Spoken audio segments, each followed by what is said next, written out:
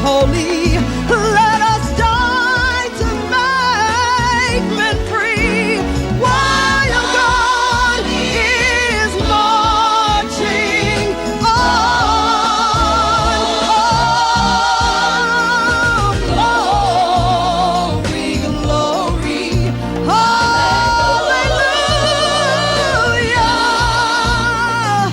Glory, glory, hallelujah. The highest praise is glory, glory, hallelujah. His truth is marching on. The period between 1870 and World War I, which sociologist Rayford Logan coined the nadir, or the lowest period for Africans in America, turned out to be merely a prelude for one of the most devastating events in African American history. This event is known as the Great Depression. Great Depression officially begins October of 1929, and its effect on the American population is devastating. Out of a workforce of about 49 million, I believe, about 1/4 of that, or about 14 million or so, is unemployed. And the gross national product just declines. All these sort of economic indicators are so striking. But for Black America, it has an even more devastating effect. But one of the ironies about this is that you had seen these sort of things going on before the Depression officially in a sense became. Harlem, for example, had already shown signs that it was becoming, at least in a kind of the American sense of the word, a ghetto. High unemployment, people trying to meet their rents by taking in boarders, as well as the more traditional things that have often been romanticized, rent party. So the old adage about that, there's a man that was interviewed, and when they asked him about the Great Depression, I believe in October of 1931, 2 years after it officially began, his response was, "What depression? The Negro was born in depression. It only became official when it hit the white man." But even though he made that statement, its effect on Black America is just in something devastating. If you look in urban areas, Black unemployment as late as 1931 is about in the 40 to 50% range. And remember, unemployment only takes in consideration those people who are still looking for work. So that doesn't count those people who have just given up. And unemployment figures also take into account those people who are also working part-time. It also has a devastating effect on Black America because much of Black America, because of a variety of factors, are in unskilled labor pursuits. So if you even have a job and you've lost that job in the sense that you have not been able to build some sort of safety net or social egg to serve as a cushion to prevent you to sort of to ride on a sense of depression. Some of the other factors why African Americans are just devastating because African Americans are also concentrated in industries that are hard hit by the depression. Construction, again, primarily unskilled and semi-skilled labor. Extractive industries like coal mining, and then of course for African American women, domestics. And then the other impact of the Great Depression, where it has such a devastating impact on African Americans, is that 1930-32, still about 70% of the African American population resides in the South. It resides in the South, and much of this population, at least particularly in the sense for men, 90% of them are either sharecroppers or wage laborers, and in a sense are tenants. So in 1932, or better yet 1933, you have some of these programs that are coming out of the New Deal that are supposed to be addressing these problems, and I'll talk about it in a sense of two. One was the Agricultural Adjustment Act. This was supposed to be a thing of creating what's called artificial scarcity, because farmers were not getting a fair wage for their crops. What the government, in a sense, tried to do was to create scarcity by encourage them not to put all their land into cultivation, or to, as the term was called, plow under, in a sense, here to take these crops off the market and then decrease supply, and hopefully as demand would increase, that would raise the price. Now on the surface that sounds like a good idea, And the government would give subsidies checks to these farmers, landowners who agreed to sign on the program. But when you have only about 10% of the African American population that owns land, it doesn't affect them. And Roosevelt's idea on this was that these subsidies would be given to these landowners and was using the sense of the South, and then they would share that with the wage tenants. Of course, that doesn't happen because you have a population that is politically emasculated. Who are they going to complain to? To no one. And the other impact of the Agricultural and Census Adjustment Act is that it also pushes these people off the land. Because if you're taking land out of production, and if you're either a sharecropper or a wage tenant, there's no work for you in a sense here to be done. So there's also a debate in history about, which came first, mechanization or migration, and then some historians have argued that the great mechanization came, and that's what pushes black people off the land. I more tend to side with the other aspect, that there are a lot of external factors that are doing it.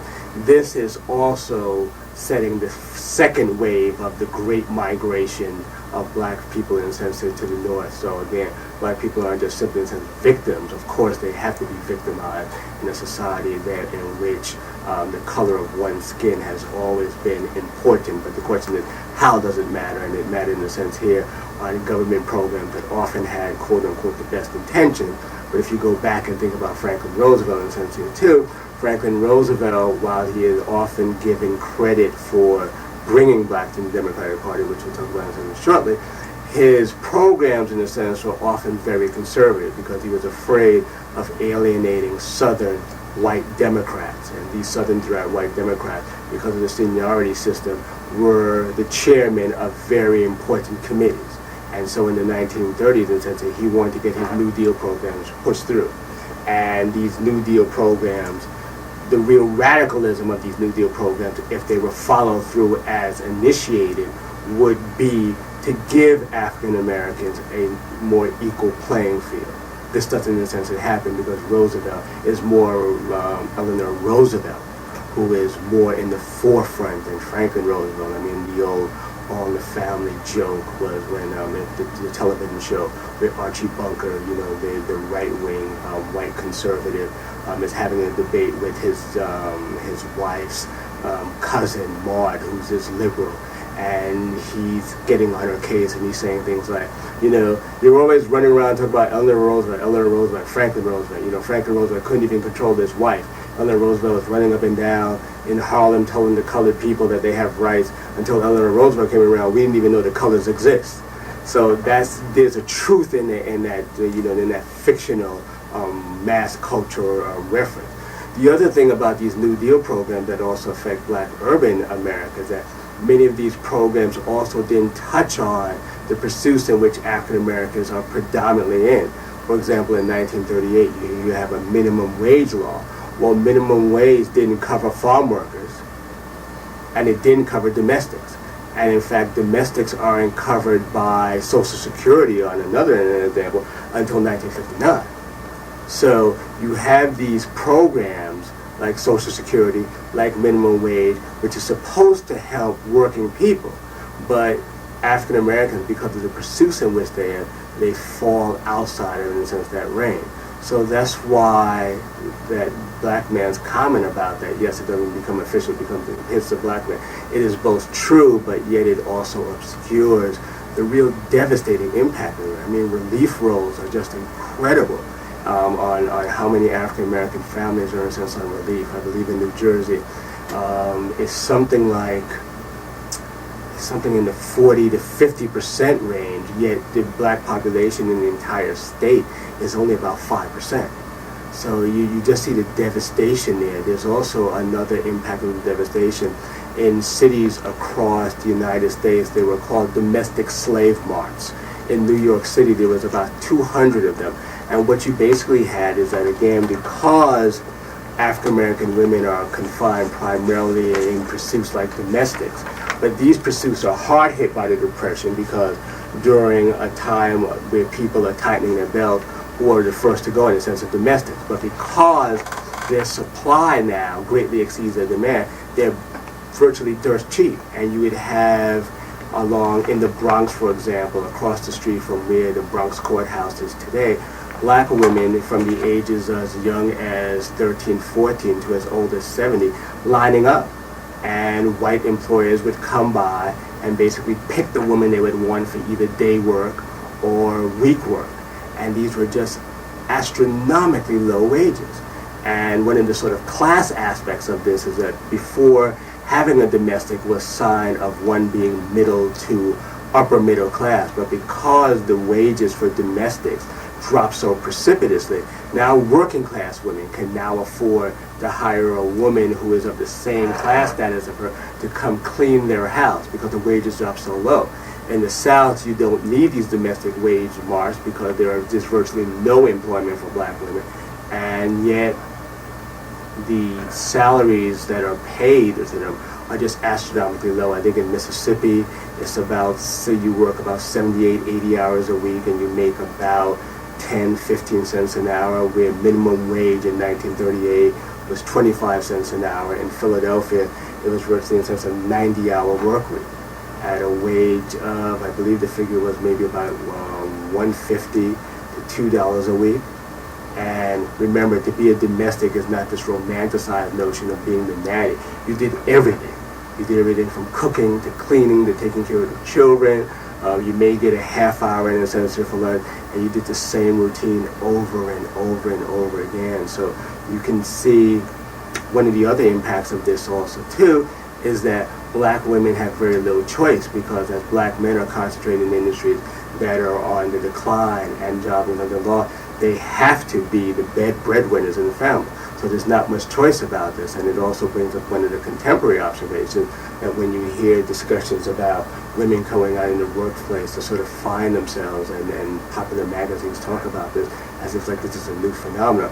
Well, women of African descent in the United States have never had that luxury. They've always had to work. They've always had to work, if at worst, just to survive on their own, at best to supplement a meager income of both her as well as husband and or, common law relationships. So that's one of those are some of the under indicators of what happens with the Great Depression.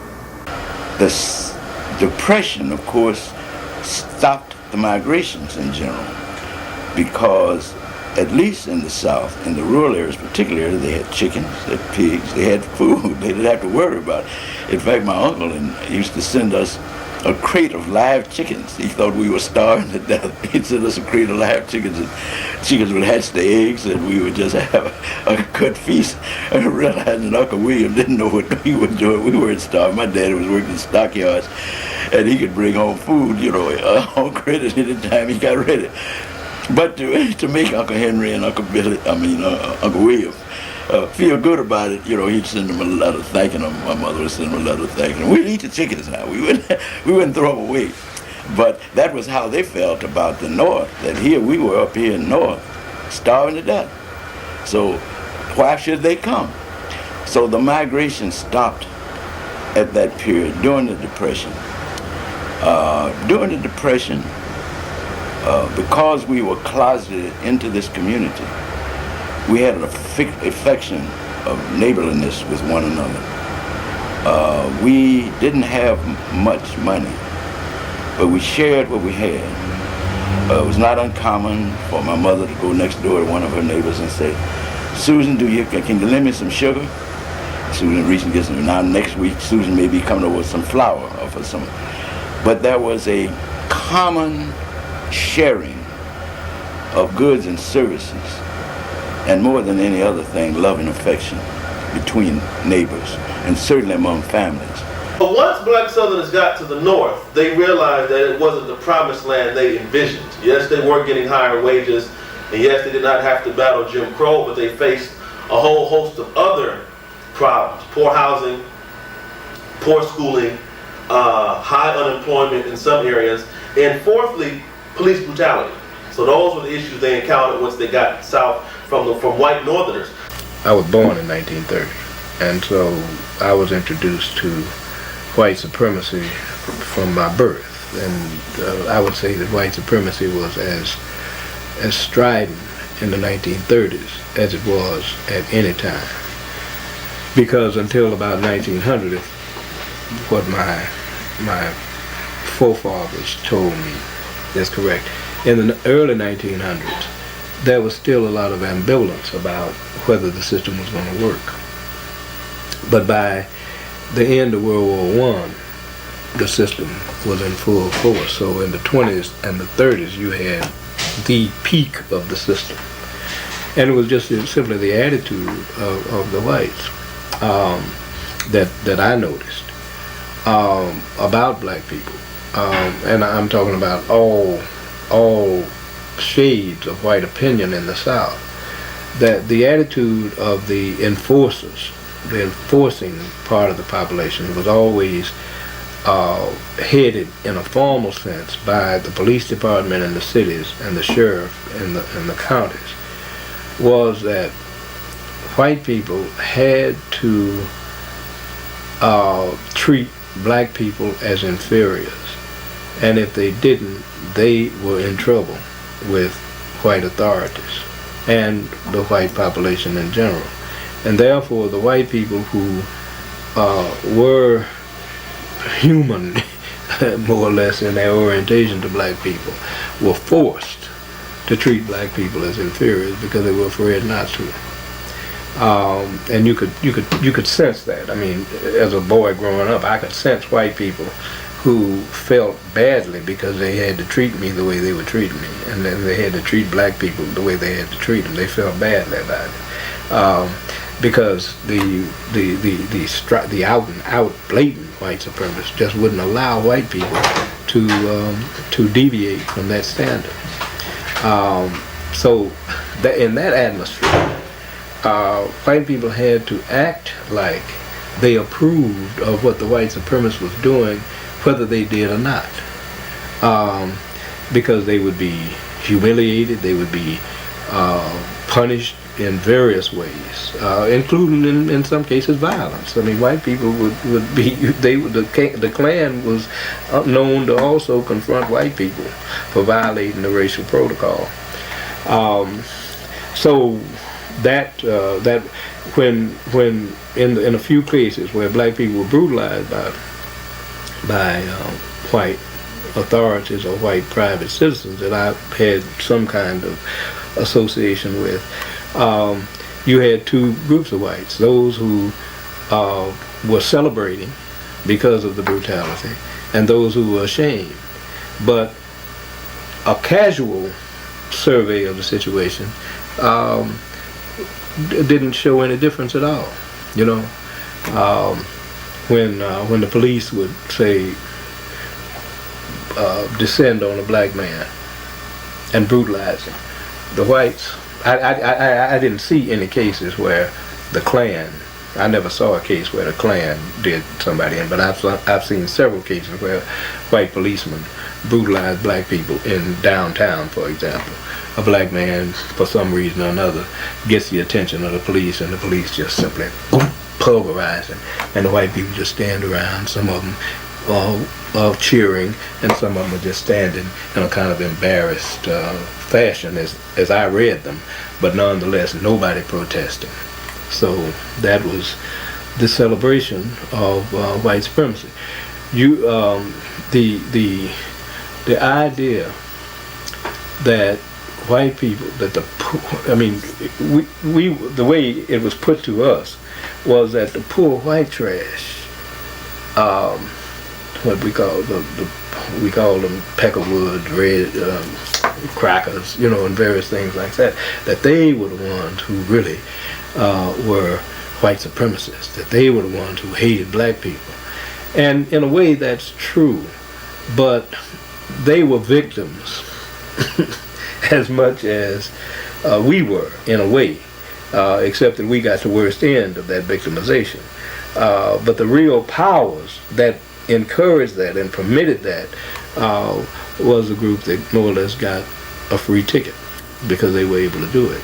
But because the masses of the whites, the poor whites, celebrated whenever black people were put down for their own psychological. I mean, because, you know, here you have a black man riding in a Buick, and the police stop him, pull him out the car, ask him for his registration, and then began to beat him up and tell him he's lying.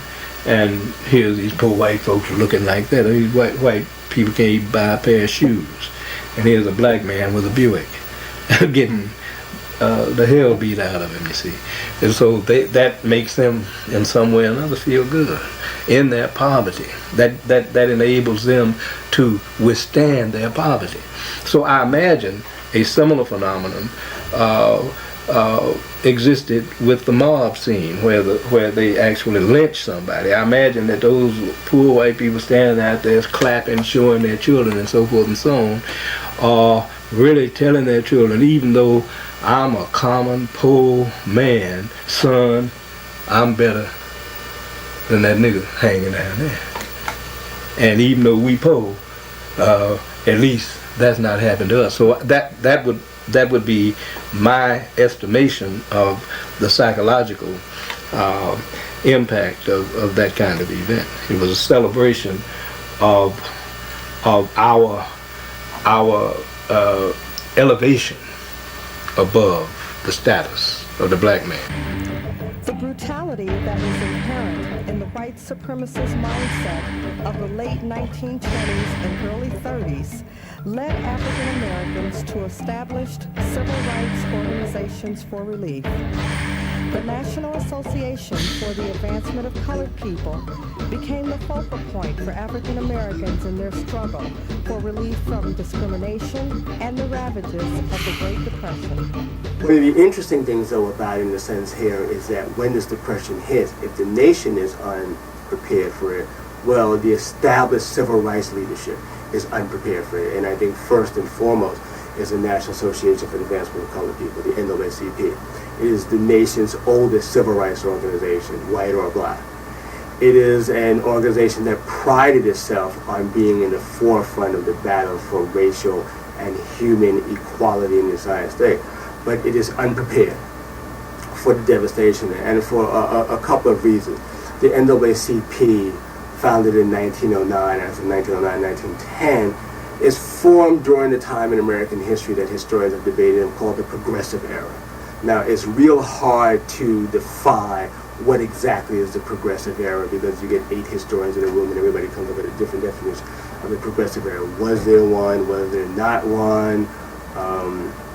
Who made up the progressives? Could there be a Progressive Era from the period of about 1900 to 1920? And even that is a debate on when it began, when it ended. But one thing the historians have agreed is that there is a common thread that runs through all these groups that call themselves progressive. And the common thread is that Americans are basically rational people. Not necessarily good in a naive sense, but rational people. And what you have to do is uncover the evidence of injustice and present it in an orderly, rational way, and they will respond to it. And so during the period of about, and I will call the Progressive Era from about 1898 to about 1920, at least on a national level when it ends. It still goes on a local level. Chicago and the Hull House is one example of that. Is they would uncover examples of, for example, poor quality of meat in the stockyards. I mean, Upton Sinclair, who was actually a socialist, and he was actually doing this as a critique of capitalism, not to save capitalism, but still there's a common thread. You would uncover all the sort of inequities, drug abuse, food labeling laws, problems that children were facing as orphans, and then you would collect the data, present it to influential officials, and they would act upon it.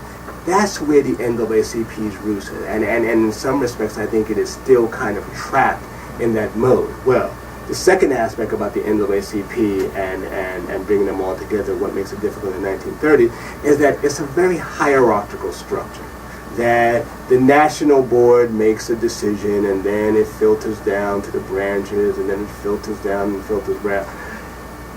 Branches are generally not encouraged to act on their own respectively unless they get the clearing from the national office. Some of it because it's clearly in a sense hierarchical, but other parts of it is because that, particularly when in the NAACP strategies in terms of fighting this instance through court, it costs money. The third aspect of what hampers the NAACP in conjunction to its roots is sort of hierarchical leadership style, is just the fact that the organization nationally is being hard hit by the Depression. You know, when people are struggling to find a job, let alone have a job, and you have to debate between food and paying dues, and when the organization also raises its dues, not too wisely, I might say, membership starts to drop off. So it has a financial aspect. Then there's also the last aspect about the NAACP, which, and some people have argued that it's still part of it in the sense of today, that the NAACP was always a race bourgeoisie organization. Very, very middle class. Its clients, for the most part, were middle class. I mean it did not take on the trials and tribulations of those who were at the bottom of the economic ladder or sharecroppers or anything like that. But most of his clients, like I believe the man's name was Sweet in Detroit, there were always people in the sense here that you could hold up and say, look at the discriminatory acts that are faced by people who were no more different than you except for the color of their skin. Now you have this depression that is just raging black communities, and particularly poor people. But yet the NAACP, for the most part, is paralyzed by it. And it is still trying to deal with this on a kind of racial parameter, but also realizing the economic, the class aspect of it. And that's what makes, for me, the 1930s so interesting, because I don't think there has been a period in black intellectual thought, with perhaps the exception of the antebellum abolitionist debates that were going on within the black community, that parallel the 1930s, because the whole lid closed.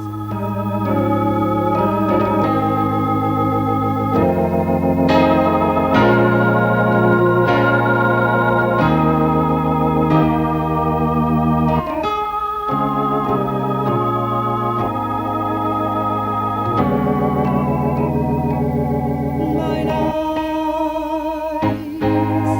have seen the glory